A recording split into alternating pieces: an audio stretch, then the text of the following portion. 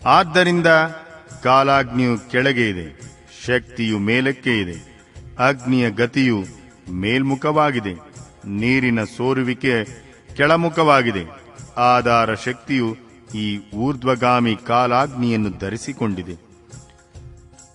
ನಿಮ್ಮ ಸೋಮನ ಶಿವಶಕ್ತಿಯ ಆಧಾರದ ಮೇಲೆ ಪ್ರತಿಷ್ಠಿತವಾಗಿದೆ. ಶಿವ ಮೇಲೆ ಶಕ್ತಿ ಕೆಳಗೆ ಹಾಗೂ ಶಕ್ತಿ ಮೇಲೆ ಶಿವನು ಕೆಳಗೆ.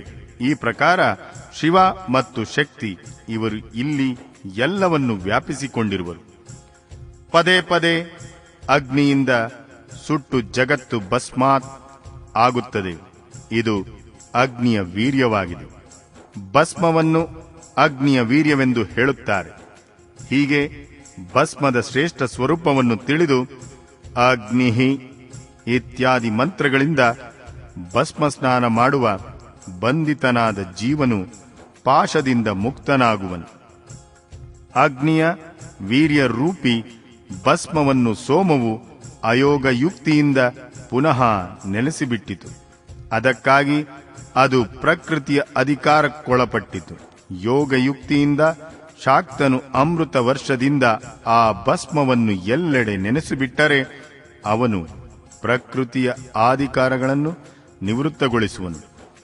ಆದ್ದರಿಂದ ಈ ರೀತಿಯ ಅಮೃತ ಪ್ಲಾವನವು ಸದಾ ಮೃತ್ಯುವಿನ ಮೇಲೆ ವಿಜಯವನ್ನು ಪಡೆಯಲಿಕ್ಕಾಗಿಯೇ ಇರುತ್ತದೆ. ಶಿವಾಗ್ನಿಯ ಜೊತೆಗೆ ಶಕ್ತಿ ಸಂಬಂಧಿ ಅಮೃತ ಸ್ಪರ್ಶವಾದಾಗ ಯಾರು ಅಮೃತದ ಆ ಪ್ಲಾವನ ಪಡೆದುಕೊಂಡಿರುವನೋ ಅವನ ಮೃತ್ಯುವು ಹೇಗಾಗಬಲ್ಲದು? ಅಗ್ನಿಯ ಈ ಗುಹ್ಯ ಸ್ವರೂಪವನ್ನು ಹಾಗೂ ಹಿಂದೆ ಹೇಳಿದ ಅಮೃತ ಪ್ಲಾವನವನ್ನು ಸರಿಯಾಗಿ ತಿಳಿದವನು ಅಗ್ನಿಶೋಮಾತ್ಮಕ ಜಗತ್ತನ್ನು ತ್ಯಜಿಸಿ ಪುನಃ ಇಲ್ಲಿ ಹುಟ್ಟುವುದಿಲ್ಲ.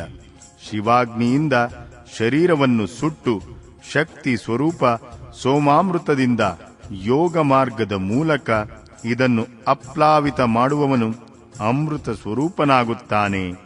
ಇದೇ ಅಭಿಪ್ರಾಯವನ್ನು ಮನಸ್ಸಿನಲ್ಲಿಟ್ಟುಕೊಂಡು ಮಹಾದೇವನು ಈ ಸಮಸ್ತ ಜಗತ್ತನ್ನು ಅಗ್ನಿಶೋಮಾತ್ಮಕವೆಂದು ಹೇಳಿರುವನು. ಅವನ ಈ ಮಾತು ಸರ್ವತಾ ಉಚಿತವಾಗಿದೆ. ಅಧ್ಯಾಯ 28ರ ಮುಕ್ತಾಯ, 29ರ ಆರಂಭ. ಜಗತ್ತು ವಾಣಿ ಮತ್ತು ಅರ್ಥರೂಪವಾಗಿದೆ ಎಂಬುದರ ಪ್ರತಿಪಾದನೆ. ವಾಯುದೇವರು ಹೇಳಿದ್ದಾರೆ, ಮಹರ್ಷಿಗಳೇ, ಈಗ ನಾನು ಜಗತ್ತಿನ ವಾಗಾತ್ಮಕತೆಯ ಸಿದ್ಧಿ ಹೇಗಾಯಿತೆಂಬುದನ್ನು ತಿಳಿಸುತ್ತಿದ್ದೇನೆ. 6 ಮಾರ್ಗಗಳ ಸಮ್ಯಕ್ ಜ್ಞಾನವನ್ನು ಸಂಕ್ಷೇಪವಾಗಿ ಮಾಡಿಸುವೆನು. ಶಬ್ದವಿಲ್ಲದ ಅರ್ಥವು ಯಾವುದೂ ಇಲ್ಲ, ಹಾಗೂ ಅರ್ಥವಿಲ್ಲದ ಯಾವುದೇ ಶಬ್ದವೂ ಇಲ್ಲ. ಆದ್ದರಿಂದ ಸಮಯಾನುಸಾರ ಎಲ್ಲ ಶಬ್ದಗಳು ಸಂಪೂರ್ಣ ಅರ್ಥಗಳ ಬೋಧಕವಾಗಿದೆ. ಪ್ರಕೃತಿಯ ಈ ಪರಿಣಾಮ ಶಬ್ದ ಭಾವನ ಮತ್ತು ಅರ್ಥಭಾವನ ಎಂಬ ಭೇದದಿಂದ 2 ಪ್ರಾಕಾರದ್ದಾಗಿದೆ. ಅದನ್ನು ಪರಮಾತ್ಮ ಶಿವ ಹಾಗೂ ಪಾರ್ವತಿ ಇವರ ಪ್ರಾಕೃತ ಮೂರ್ತಿ ಎಂದು ಹೇಳುತ್ತಾರೆ. ಅವರ ಶಬ್ದಮಯ ವಿಭೂತಿಯನ್ನು ಸ್ಥೂಲ, ಸೂಕ್ಷ್ಮ ಮತ್ತು ಪರ ಎಂದು 3 ಪ್ರಾಕಾರದಿಂದ ವಿದ್ವಾಂಸರು ತಿಳಿಸುತ್ತಾರೆ. ಕಿವಿಗಳಿಗೆ ಪ್ರತ್ಯಕ್ಷವಾಗಿ ಕೇಳುವುದು ಸ್ಥೂಲವಾಗಿದೆ. ಕೇವಲ ಚಿಂತನೆಗೆ ಬರುವುದು ಸೂಕ್ಷ್ಮವಾಗಿದೆ. ಚಿಂತನದ ಸಮಯದಿಂದಲೂ ಅತೀತವಾದದ್ದು ಪರ ಎಂದು ಹೇಳಲಾಗಿದೆ. ಅದು ಶಕ್ತಿ ಸ್ವರೂಪ ಆಗಿದೆ. ಅದೇ ಶಿವತತ್ವದ ಆಶ್ರಿತವಾಗಿರುವ ಪರಾಶಕ್ತಿ ಎಂದು ಹೇಳಲಾಗಿದೆ. ಜ್ಞಾನ ಶಕ್ತಿಯ ಸಂಯೋಗದಿಂದ ಅದೇ ಇಚ್ಛೆಯನ್ನು ದೃಢವಾಗಿಸುವುದಾಗಿದೆ. ಅದು ಸಂಪೂರ್ಣ ಶಕ್ತಿಗಳ ಸಮಿಷ್ಟ ರೂಪವಾಗಿದೆ. ಇದೇ ಶಕ್ತಿ ತತ್ವದ ಹೆಸರಿನಿಂದ ವಿಖ್ಯಾತವಾಗಿ ಸಮಸ್ತ ಕಾರ್ಯ ಸಮೂಹದ ಮೂಲ ಪ್ರಕೃತಿ ಎಂದು ತಿಳಿಯಲಾಗಿದೆ. ಅದನ್ನೇ ಕುಂಡಲಿನಿ ಎಂದು ಹೇಳಲಾಗಿದೆ. ಅದೇ ವಿಶುದ್ಧಾದ್ವಾಪರ ಮಾಯೆಯಾಗಿದೆ. ಅದು ಸ್ವರೂಪತಃ ವಿಭಾಗರಹಿತವಾಗಿದ್ದರೂ 6 ಮಾರ್ಗಗಳ ರೂಪದಲ್ಲಿ ವಿಸ್ತಾರವನ್ನು ಪಡೆಯುತ್ತದೆ. ಆ 6 ಮಾರ್ಗಗಳಲ್ಲಿ 3 ಶಬ್ದರೂಪವಾಗಿದೆ ಮತ್ತು 3 ಅರ್ಥರೂಪವಾಗಿದೆ. ಎಲ್ಲ ಪುರುಷರಿಗೆ ಆತ್ಮಶುದ್ಧಿಗನುಸಾರವಾಗಿ ಸಮಸ್ತ ತತ್ವಗಳ ವಿಭಾಗಗಳು ಲಯವಾಗಿ ಭೋಗಕ್ಕೆ ಅಧಿಕಾರ ಪ್ರಾಪ್ತವಾಗುತ್ತವೆ. ಪರಾಪ್ರಕೃತಿಯ ಆದಿಯಲ್ಲಿ ಇರುವ 5 ಪ್ರಕಾರದ ಪರಿಣಾಮಗಳೇ ನಿವೃತ್ತಿ ಆದಿ ಕಲೆಗಳಿವೆ. ಮಂತ್ರಾದ್ವ, ಪದಾದ್ವ ಮತ್ತು ವರ್ಣಾದ್ವ ಈ 3 ಆದ್ವ ಶಬ್ದದಿಂದ ಸಂಬಂಧಿತವಾಗಿವೆ. ಹಾಗೂ ಭುವನಾದ್ವ, ತತ್ವಾದ್ವ ಮತ್ತು ಕಲಾದ್ವ ಈ 3 ಅರ್ಥದೊಂದಿಗೆ ಸಂಬಂಧವಿರಿಸುತ್ತವೆ. ಇವೆಲ್ಲವುಗಳೆಲ್ಲವೂ ಪರಸ್ಪರ ವ್ಯಾಪಕ ಭಾವವನ್ನು ಹೇಳಲಾಗುತ್ತದೆ.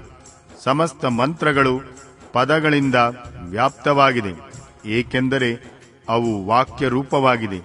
ಸಂಪೂರ್ಣ ಪದಗಳು ಕೂಡ ವರ್ಣಗಳಿಂದ ವ್ಯಾಪ್ತವಾಗಿವೆ, ಏಕೆಂದರೆ ವಿದ್ವಾಂಸರು ವರ್ಣಗಳ ಸಮೂಹವನ್ನೇ ಪದವೆಂದು ಹೇಳುತ್ತಾರೆ.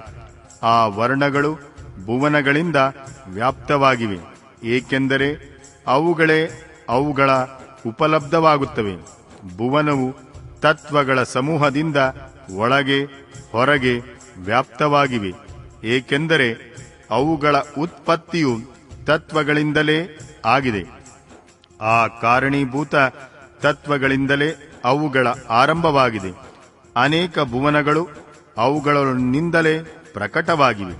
ಅವುಗಳಲ್ಲಿ ಕೆಲವು ಪುರಾಣಗಳಲ್ಲಿಯೂ ಪ್ರಸಿದ್ಧವಾಗಿವೆ. ಇತರ ಭುವನಗಳ ಜ್ಞಾನವು ಶಿವ ಸಂಬಂಧಿ ಆಗಮಗಳಿಂದ ಪಡೆದುಕೊಳ್ಳಬೇಕು.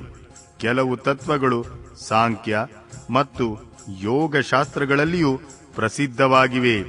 ಶಿವಶಾಸ್ತ್ರಗಳಲ್ಲಿ ಪ್ರಸಿದ್ಧವಾದ ಹಾಗೂ ಬೇರೆ ಬೇರೆ ಇರುವ ತತ್ವಗಳೆಲ್ಲವೂ ಕಲೆಗಳಿಂದ ಯಥಾ ಯೋಗ್ಯ ವ್ಯಾಪ್ತವಾಗುತ್ತವೆ. ಆದಿಕಾಲದಲ್ಲಿ ಆದ ಪರಾಪ್ರಕೃತಿಯ 5 ಪರಿಣಾಮಗಳೇ ನಿವೃತ್ತಿ ಆದಿ ಕಲೆಗಳಾಗಿವೆ. ಆ 5 ಕಲೆಗಳು ಉತ್ತರೋತ್ತರ ತತ್ವಗಳಿಂದ ವ್ಯಾಪ್ತವಾಗಿವೆ.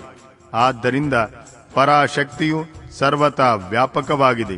ಅದು ವಿಭಾಗ ರಹಿತವಾಗಿದ್ದರೂ ಆ ಆದ್ವಗಳ ರೂಪದಲ್ಲಿ ವಿಭಕ್ತವಾಗಿದೆ. ಶಕ್ತಿಯಿಂದ ಹಿಡಿದು ಪೃಥ್ವಿ ತತ್ವದವರೆಗೂ ಸಮಸ್ತ ತತ್ವಗಳ ಪ್ರಾದುರ್ಭಾವವು ಶಿವತತ್ವದಿಂದ ಆಗಿದೆ. ಆದ್ದರಿಂದ ಮಡಿಕೆಯೇ ಮುಂತಾದವುಗಳು ಮಣ್ಣಿನಿಂದ ವ್ಯಾಪ್ತವಾಗಿರುವಂತೆಯೇ ಎಲ್ಲ ತತ್ವಗಳು ಏಕಮಾತ್ರ ಶಿವನಿಂದಲೇ ವ್ಯಾಪ್ತವಾಗಿವೆ. 6 ಆದ್ವಗಳಿಂದ ಪ್ರಾಪ್ತವಾಗುವುದೇ ಶಿವನ ಪರಮಧಾಮವಾಗಿದೆ. 5 ತತ್ವಗಳ ಶೋಧನದಿಂದ ವ್ಯಾಪಿಕ ಮತ್ತು ಅವ್ಯಾಪಿಕ ಶಕ್ತಿ ತಿಳಿಯಲ್ಪಡುತ್ತದೆ. ನಿವೃತ್ತಿ ಕಲೆಯ ಮೂಲಕ ರುದ್ರಲೋಕದವರೆಗೆ ಬ್ರಹ್ಮಾಂಡದ ಸ್ಥಿತಿಯ ಶೋಧನವಾಗುತ್ತದೆ. ಪ್ರತಿಷ್ಠಾ ಕಲೆಯ ಮೂಲಕ ಆದ್ದರಿಂದಲೇ ಮೇಲೆ ಅವ್ಯಕ್ತದ ಸೀಮೆ ಇರುವವರೆಗೆ ಶೋಧ ಮಾಡಲಾಗುತ್ತದೆ. ಮಧ್ಯವರ್ತಿನಿ ವಿದ್ಯಾಕಲೆಯಿಂದ ಅದರಿಂದ ಮೇಲೆ ವಿದ್ವೇಶ್ವರನವರೆಗಿನ ಸ್ಥಾನವು ಶೋಧನೆಯಾಗುತ್ತದೆ. ಶಾಂತಿ ಕಲೆಯ ಮೂಲಕ ಅದರಿಂದಲೇ ಮೇಲಿನ ಸ್ಥಾನದ ಮತ್ತು ಶಾಂತ್ಯಾತೀತ ಕಲೆಯ ಮೂಲಕ ಅದ್ವ ಇದರ ಅಂತ್ಯದವರೆಗೆ ಶೋಧನವಾಗುತ್ತದೆ. ಅದಕ್ಕೆ ಪರಮೋವ್ಯುಮ ಎಂದು ಹೇಳಲಾಗುತ್ತದೆ.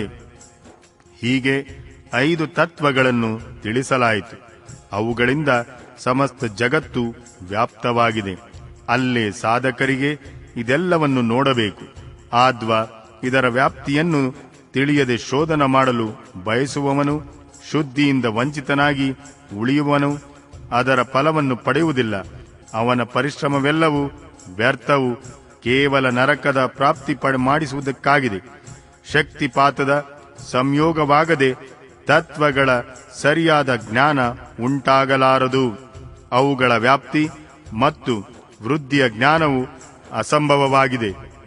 ಶಿವನ ಚಿತ್ಸ್ವರೂಪ ಪರಮೇಶ್ವರಿ ಪರಾಶಕ್ತಿಯೇ ಆಜ್ಞಾ ಆಗಿದೆ.